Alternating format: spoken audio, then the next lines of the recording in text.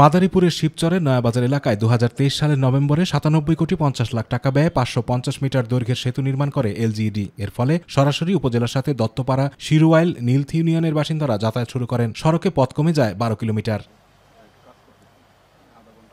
সেতু উদ্বোধনের আগে ড্রেজিং করে শত শত ঘনফুট বালু নয়াবাজার এলাকায় নদের পাড়ে রাখে পানি উন্নয়ন বোর্ড। সেই বালু ও মাটি ট্রাকে করে দিন দুপুরে নিয়ে যাচ্ছে অসাধু ব্যবসায়ীরা। এতে ভাঙছে নদের পাড়। অপরদিকে সেতুটির আশেপাশে রাতভর ড্রেজার মেশিন বসিয়ে আড়িয়াল খাঁ নদ থেকে শত শত ঘনফুট বালু অবৈধভাবে উত্তোলন করছে একটি চক্র। এই দুই কারণে এখন চরম ঝুঁকিতে সেতুটি। ভাঙার জন্য কোনো পদক্ষেপ নাই, কোনো পদক্ষেপ হয় তাহলে আমাদের জন্য, জনগণের জন্য সুবিধা হয়। কিছু অসাধু ব্যবসায়ী আছে, তাদের কারণে ক্ষতিটা বেশি হচ্ছে বালু উত্তোলনের কারণে। সরজমিনে দেখা যায় নদের পাড়ে রাখা বালু শ্রমিক দিয়ে ট্রাকে করে নিয়ে যাওয়া হচ্ছে। তবে এগুলো ক্রয়কৃত বালু বলে দাবি করা হচ্ছে। এই বছর নদীর যে এতটা চাপ, এতটা পানির কারণে আমাদের নদীর বালু সব নদীর ভিতরে বিলীন হয়ে যেতেছে। এই জন্য আমার বালুগুলা রক্ষার ক্ষেত্রে আমি বালুগুলা উঠেই আমার এখানে আরেকটা বেড আছে, ওইখানে আমি উপরে নিয়ে আসতেছি আর কি, গাড়ির মাধ্যমে, ভেহিকুলের মাধ্যমে আর কি। এরই মধ্যে সেতুটি রক্ষায় ব্যবস্থা নিতে পাওবোকে চিঠি দিয়েছে এলজিইডি। অপরদিকে প্রাথমিক পর্যায়ে অস্থায়ীভাবে 500 মিটার বাঁধের জন্য 6 কোটি টাকা প্রকল্প চেয়ে মন্ত্রণালয়ে চিঠি দিয়েছে পানি উন্নয়ন বোর্ড। ওখান থেকে বালু না সরানো হয় এবং যে পরিমাণে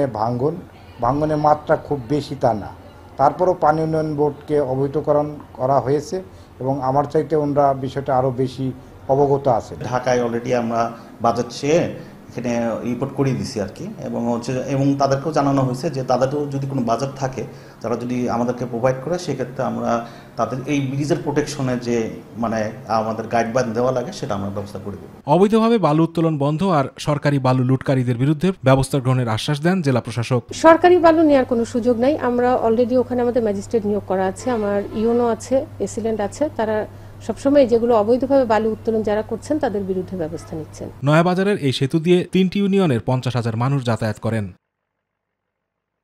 আতিকুর রহমান তিতাস, মাই টিভি।